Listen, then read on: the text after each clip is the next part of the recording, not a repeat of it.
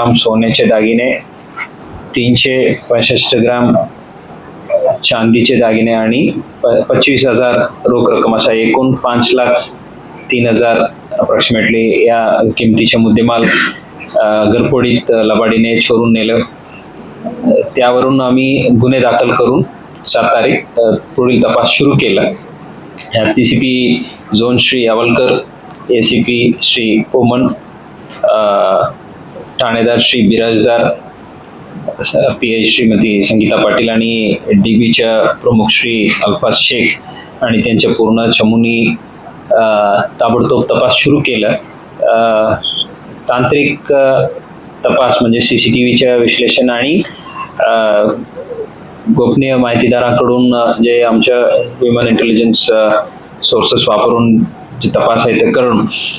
DBच्या प्रमुख श्री अल्फाज शेख आणि त्यांचे जे चमूच्या अमर शेरसिंगवाले आणि श्री नागेश सिंग चव्हाण यांना मिळाले गोपनीय माहितीनुसार 2 आरोपी जिब्रान उर्फ शोएब युनुस शेख वय 21 राहणार B camp Rangbhavan road Solapur, सध्या जे आहेत भीमाशंकर नगर नई जिंदगीला, आणि दुसरी आरोपी प्रशांत नागेश खंदारे वय 19 राहणार केशव नगर झोपडपट्टी मौलाली चौक सोलापूर, या 2 जणांना ताब्यात घेऊन त्यांच्या कडून जे चोरीत गेलेल्या पूर्ण मुद्देमाल 28.95 ग्राम वजनाचे सोन्याचे दागिने,